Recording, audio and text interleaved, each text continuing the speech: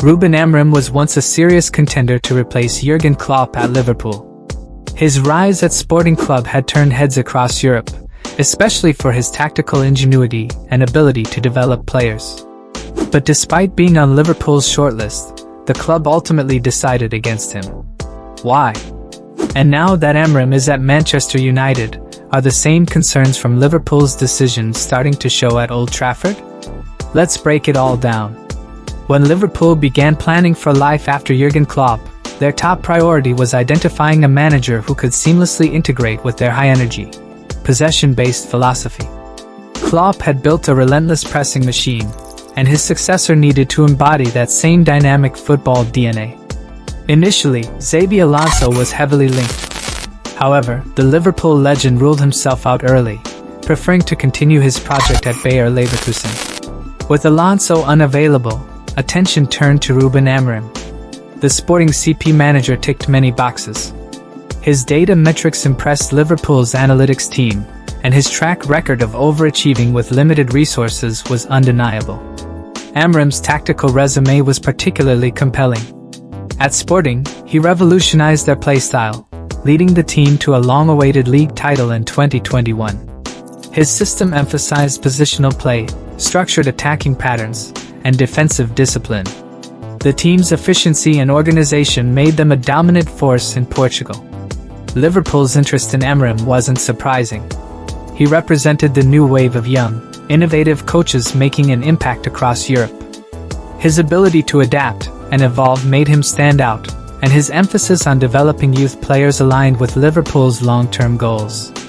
But Liverpool's executives were cautious. Despite Amorim's appeal, two major concerns emerged: his preference for a back-three system and the pace of his playing style. Amorim's tactical setup revolves around a 3-4-2-1 formation. While this structure had brought success at Sporting, Liverpool believed it would clash with their existing squad. The Reds lacked depth in wing-back options, a critical component of Amorim's system. Liverpool's roster was built around fullbacks like Trent Alexander-Arnold and Andy Robertson, who excel in a back-four setup but might struggle with the different responsibilities of wingbacks. This misalignment with Liverpool's squad profile was a significant red flag. Adapting Amorim's tactics to Liverpool's personnel would require substantial squad changes, something the club wasn't willing to commit to at the time. Another concern was the pace of Amorim's system. On paper, Sporting numbers were impressive. They scored 96 goals last season. However, Liverpool's decision-makers felt that Amorim's style of play was slower and more deliberate than other candidates they were considering. This applied both offensively and defensively. Liverpool's high-octane football demands quick transitions and relentless pressing. Amorim's teams, while methodical and well-drilled, didn't press with the same intensity or transition as rapidly. For Liverpool, this was a deal-breaker. Ultimately, Liverpool chose not to pursue Amorim. Instead, they kept their options open, waiting for the right candidate who could fully align with their philosophy. Now, Amorim finds himself at Manchester United, a club desperate for stability and a clear tactical identity. But the same concerns Liverpool had about Amorim's methods might still apply, and they've already become evident during his early days at Old Trafford. At Sporting, Amorim's build-up play relied heavily on positional structure. The back three provided stability, while the wing-backs and midfielders created passing triangles to progress the ball. Sporting's goalkeeper often played a crucial role, facilitating lateral switches to escape opposition pressure. At United, Amorim has tried to implement similar principles. The centre-backs step into midfield during build-up, creating central passing lanes. However, United's execution has been inconsistent. Players often rush decisions, and the team struggles to maintain composure under a high press. This lack of patience in build-up play is a stark contrast to Sporting's methodical approach. Amorim's system depends on precision and discipline, qualities United are still working to develop. One of the standout features of Amorim's Sporting teams was their structured attacking patterns. They built attacks slowly, setting up a 3-4-2-1 shape before initiating intricate rotations. At United, however, the emphasis on quick transitions has disrupted this structure. Players often bypass the build-up phase, opting for direct passes or crosses instead of controlled positional play. This has made it harder for United to create high-quality chances consistently. Another issue is the fluidity of United's attacking players. At Sporting, positional discipline was paramount. Players adhered to predefined zones, ensuring the system remained balanced. At United, players like Bruno Fernandes often vacate their positions to drop deeper or drift wide, disrupting the team's attacking shape.